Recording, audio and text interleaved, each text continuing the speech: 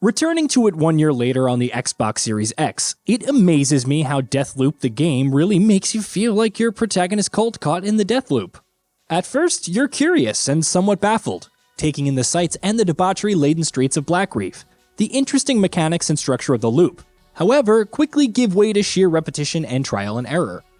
Even with its updates, including the recently released Golden Loop patch, I still find Deathloop to be Arcane Studios' weakest title to date. However, it's not a terrible game. There are ideas here that draw you in. When it all comes together, though, the sum is less than the whole of its parts, which ultimately feels more disappointing. You probably know the routine by now, but for Colt, Blackreef is a mystery. After suffering in another death at the hands of the mysterious Juliana, he wakes up on the beach with few memories and proceeds to piece things together. 8 visionaries, 1 loop. If Colt wants to escape from the unending cycle of die again, he needs to slay all 8 of them over a day. The tricky part is that they're present across 4 different districts at different times of the day. Alexis can only really be killed in Updam during the evening, while Charlie is available in the same district during noon. You can only visit a maximum of 4 districts in a day, and inevitably, choices must be made between which ones to pursue first, whether it's to earn specific slabs or gather clues. As the game unravels, you'll learn more about how certain visionaries are present in more than one district during the day, and how to go about killing 2 or even 3 birds with 1 grenade.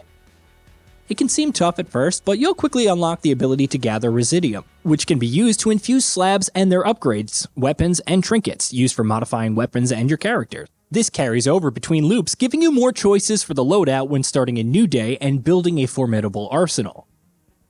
Throughout all of this, Juliana will attempt to stop you by invading your game and sealing off exits. Fighting alongside the Eternalists is only one of her tricks. She can also blend in with them using Masquerade to get the drop on Colt, and use any other slab abilities that the Visionaries wield.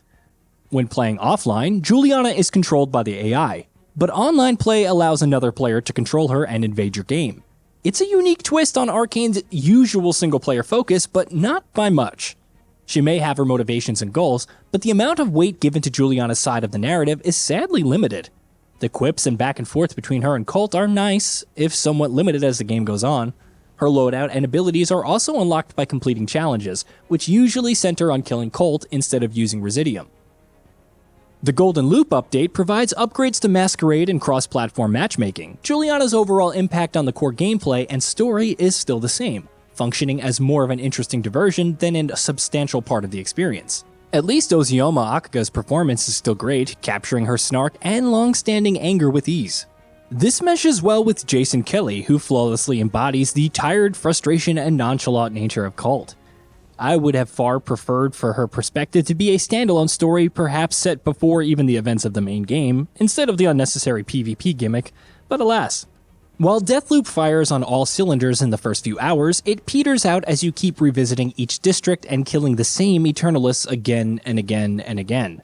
Don't get me wrong, there are some interesting things to discover. These include enemies that leave a present for Colt and invite him to gather it, a machine which teleports Eternalists from another timeline, and condition detachments, AI, 2-bit, making things slightly more difficult as you keep killing Charlie.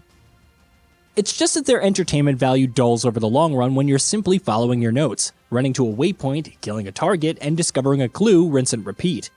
Each environment looks unique thanks to the gorgeous swinging 60s aesthetic, and yes, I enjoyed causing enemies to trip on gumballs from the vending machines. But they become repetitive after a point, especially since you're not thinking outside of the box as much as following instructions on the side of it. It just feels less organic and spontaneous than other time loop style games. Story-wise, as interesting and crazy as each visionary can seem, much of their characterization is done through notes, emails, and radio messages. You don't really interact with them per se. Some people may appreciate piecing together Deathloop's overall story through the lore, but the characterization feels shallow beyond the leads. One of the more interesting mysteries, the clones of Colt and Juliana that randomly appear at times, isn't expanded upon any further either. A new extended ending has been added with the Golden Loop update and only further highlights the lack of emotional investment I had for the Visionaries. Combat is more or less the same in terms of feel. Weapons and abilities still feel suitably responsive, and movement, though somewhat awkward, when suddenly going from walking into sprinting, feels good. One new enemy type, the Paint Bomber, has been added, which spices things up. They essentially run at you and explode when close.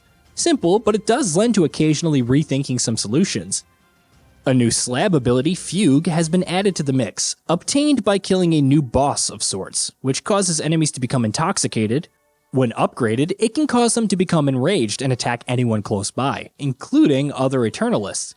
There's also the Halps prototype, a laser-based weapon which can be fired at sensor and turrets to transmit the laser into any helpless target. It feels almost overpowered at times, but the sense of banking laser shots or charging a turret so that it kills unsuspecting foes nearby can be a lot of fun.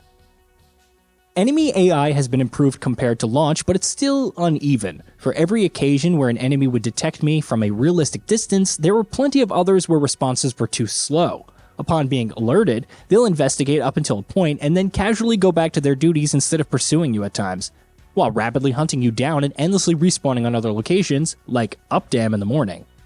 It was funny how killing an enemy and watching their body tumble in front of their friends would elicit no reaction. But them's the breaks when you've been endlessly killed for a near eternity. Juliana's AI fares slightly better, depending on the slab and weapon she's equipped with, but she's still pretty easy to defeat for the most part. New golden trinkets have also been added which fuse two passives into one, like Poised, which reduces shot spread and recoil when dual wielding, or Gone Commando, which increases magazine size and fire rate. This helps build diversity, which would have been great if there were more enemy types or more nuanced battles with the Visionaries. Even with the addition of the Halps, the weapon variety still feels kind of underwhelming. Once you've picked out and infused a few noteworthy weapons and slabs, you can stick to them for the remainder of the game without much consequence. Having more randomized loot with different perks would have been ideal. Modifiers for each district to introduce more unique conditions would also have been nice. Heck, I would have even settled for more scenarios where more than one Visionary could be present at any given location, leading to more opportunities for killing them all in one loop. Even something like encouraging another cult running through the same district or fighting multiple Julianas in the same district would have been cool too. Presentation-wise, Deathloop is still a pretty good-looking game, with its highly stylized setting and character designs. The music also retains its charm, conveying the thrill and danger of a 60s spy movie while feeling upbeat and dramatic thanks to the use of saxophone, synths, and horns. I encountered very few bugs this time around, which is a marked improvement over the game's launch on the PS5 last year, and performance was markedly better. Despite all of this, Deathloop is still a very middling experience. If you're keen on a 20-hour or so action thriller with a unique style that provides a decent amount of freedom to play how you want, then it may be worth looking at. However, the issues with its core gameplay and storytelling, not to mention the repetition, iffy pacing, and unnecessary PvP mechanics, still weigh it down. Hey, did you know that we at GamingBolt upload new videos every day? Stick around, drop a like, subscribe, and hit that bell. Let us know what kind of content you'd like to see with a comment below, and be sure to check out our new channel, GB Plays.